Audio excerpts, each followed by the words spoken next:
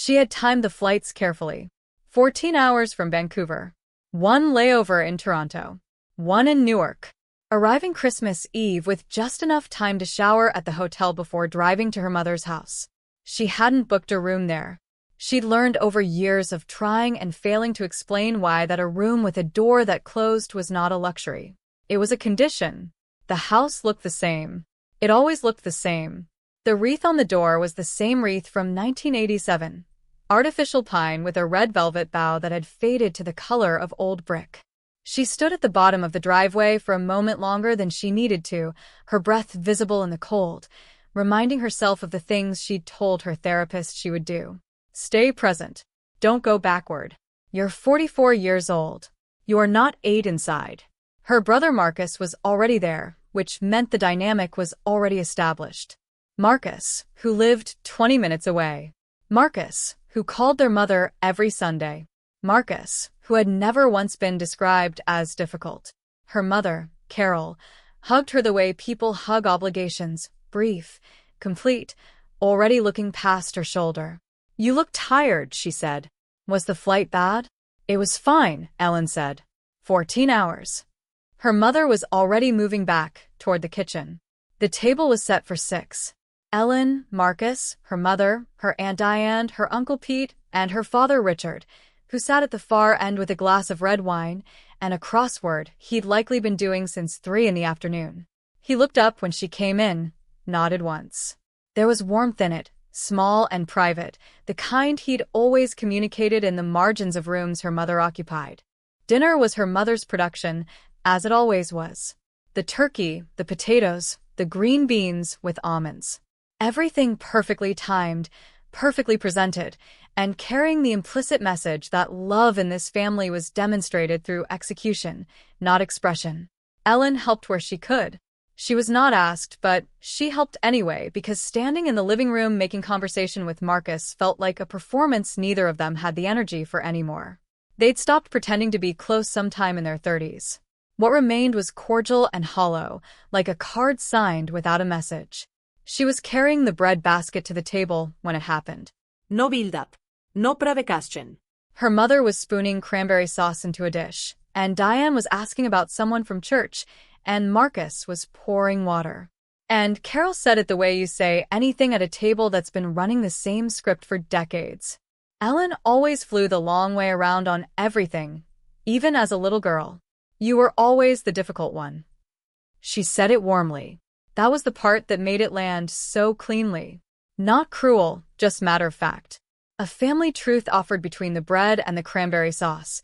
The way you might say, Ellen always preferred white meat, or Ellen never liked loud music. A characteristic. A fixed thing. Diane smiled and looked at her plate. Marcus stared at his water glass. Uncle Pete reached for the bread. Ellen set the basket down. She did it slowly, the way you set something down when you're deciding whether to pick up something else. She pulled out her chair. She sat.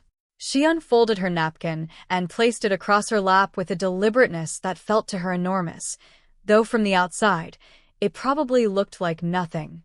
She had been the difficult one because she had asked why. Why her brother's grades were celebrated and hers were examined for what they lacked. Why the rules shifted depending on who needed them to.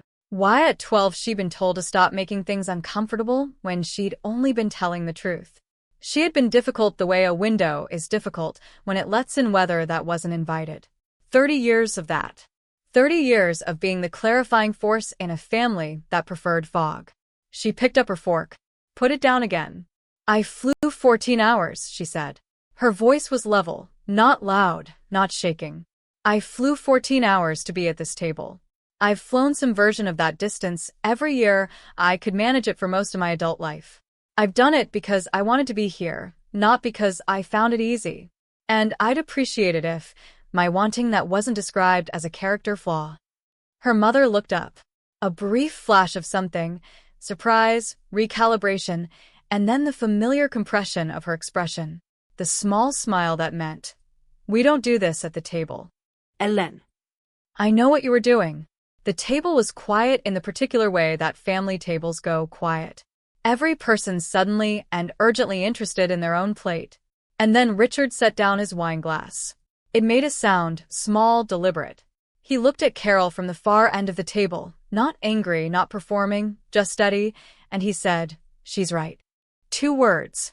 The way you say 2 words when you've been saving them for a long time and finally decide the cost of saving them is higher than the cost of saying them. Carol opened her mouth, closed it. Diane looked at Pete. Pete looked at the bread. Marcus, for the first time in perhaps 20 years, looked directly at Ellen. Not with apology, just recognition. Like he was seeing something he decided a long time ago not to see. Nothing dramatic followed. That was the thing she would remember most later in the car. No tears, no confrontation, no clearing of 30 years in one cathartic rush. Her mother redirected to the turkey. Her uncle asked about the weather in Vancouver. The table resumed, but something had moved. She felt it the way you feel a pressure change, not visible but real. The room had a different geometry now. She stayed through the main course. She did not stay for dessert. She hugged Marcus at the door, brief and genuine, the most honest contact they'd had in years. She found her father in the hallway putting on his cardigan to walk her out, and she stood still while he kissed her forehead the way he had when she was small. "Safe drive," he said. "Thanks, Dad." The car was cold. The road was dark. The radio found a station playing something instrumental and forgettable, and she drove with the heater on low and the windows slightly cracked because she needed to feel the air. She didn't call anyone. She didn't need to narrate it yet. She just drove with the particular stillness of someone who had said the true thing and survived it, which is not the same as winning, but is sometimes quietly enough. If this story meant something to you, if you've ever been labeled difficult for simply telling the truth, hit that subscribe button. These are stories about the quiet ones, the ones who ask why, and the moment when someone finally says she's right, after decades of silence. Thank you for listening, and I'll see you in the next one.